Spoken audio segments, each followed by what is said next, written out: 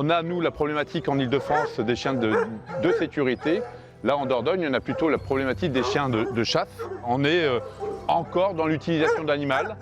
On a là justement un chien qui est gentil comme tout, sauf qu'il a plein de traces, de blessures au niveau des oreilles. Donc ces animaux qui doivent s'attaquer quand ils sont en meute aussi. On a plein de petits soucis. L'autre qui a plus de poils, il y en a un autre qui est aussi prostré à l'intérieur du machin.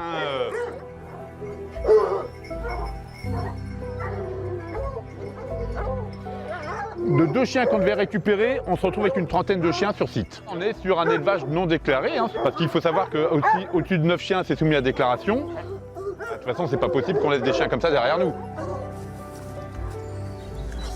Quand on a des animaux, on en prend soin.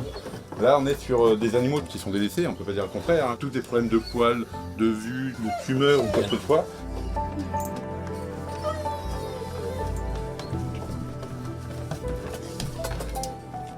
Ça, c'est des colliers en fin de compte orange de couleur. C'est typique des chiens de chasse, c'est pour pouvoir les repérer de loin quand l'animal se perd dans le cadre de la chasse.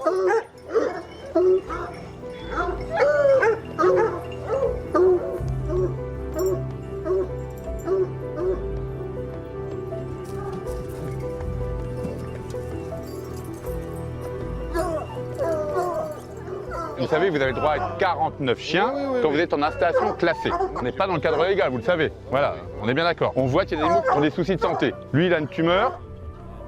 Vous avez en fin de compte des obligations. Vous devez avoir un abri et une chaîne de 3,50 m.